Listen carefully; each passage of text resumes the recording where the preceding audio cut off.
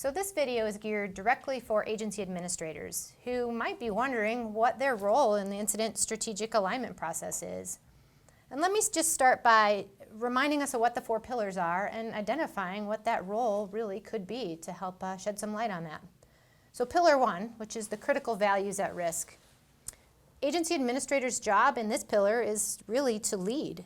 It's all about the agency administrators. Those critical values need to come from the agency administrator, not just what they are, what makes them important and where they are, but how important is it to the community? How important is it that we protect that particular critical value? And it can't come from the incident management teams.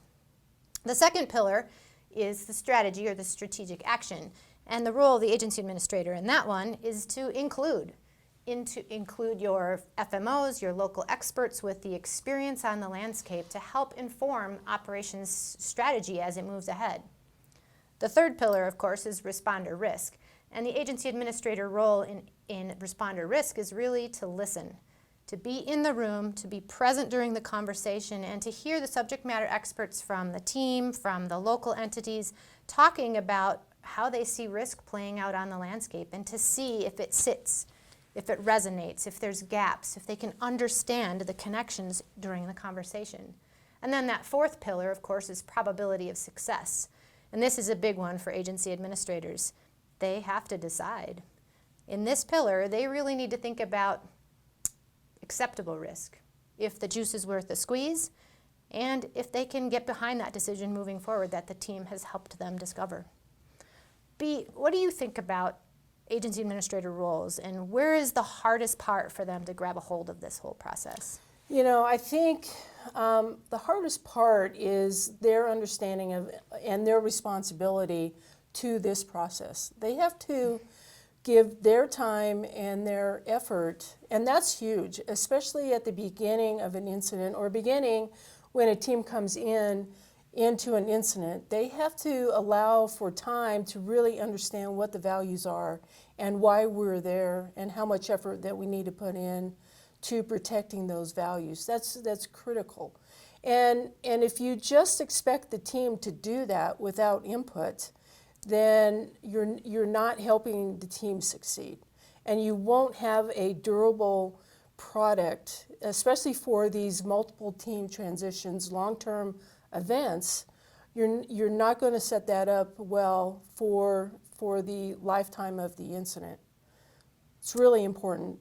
So as an incident commander who's worked with agency administrators doing ISAP in the field, what have you seen as the best ways they could set themselves up for success? I think is to allow time for the team to ask questions and really ferret out why the values are so critical.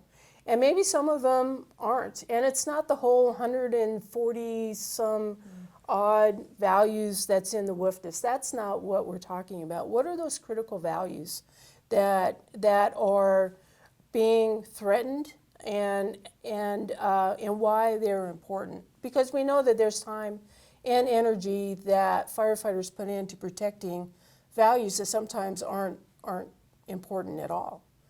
So I'm going to switch gears on you just for a second, and I think about that fourth pillar, that probability of success, and this is where the weight settles. Tell me what you think agency administrators need to be prepared for in that conversation where they have to really decide if the juice is worth the squeeze here. You know, I think they need to understand the weight of the decision. It is their responsibility to own part of that decision. That's really critical. And I think the probability of success is really difficult because it's all subjective.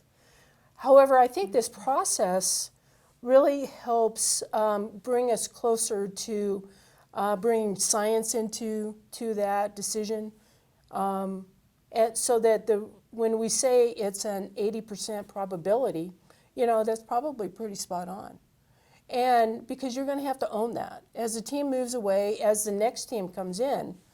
And again, that to me, that is where we misstep in our system, in our incident management system, is when we have these multiple teams coming in and if we don't take the time as an agency administrator up front to make sure that they understand the values and the values at risk conversation that we have gets a team up on plane is how I like to say it. You get a team up on plane, especially in the next one, and then you don't miss opportunities of action that come along. Sometimes if you miss that as a team's trying to understand what's happening on the ground, and I think that's really important. You can help a team succeed, and you have to own that plan.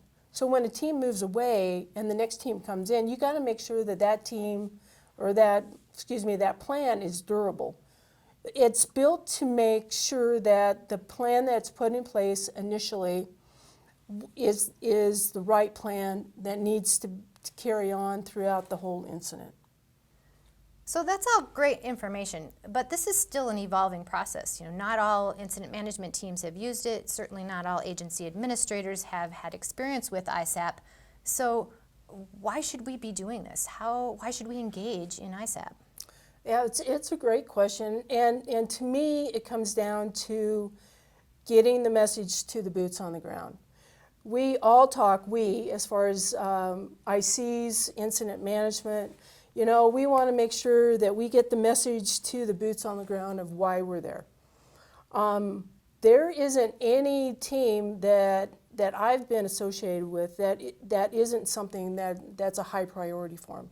So that's why it's important for agency administrators to want this. And this is why it's important for teams to want to do this, because it does identify the reasons why we're there, and then also to really lay out the path of how to meet the objectives of what that incident is, depending on what it is. It's really making the boots on the ground understand why we're there. So there may not be a perfect answer, but the whole part is in the journey of getting to the answer that you choose collectively, creating that sense of alignment throughout the entire response group.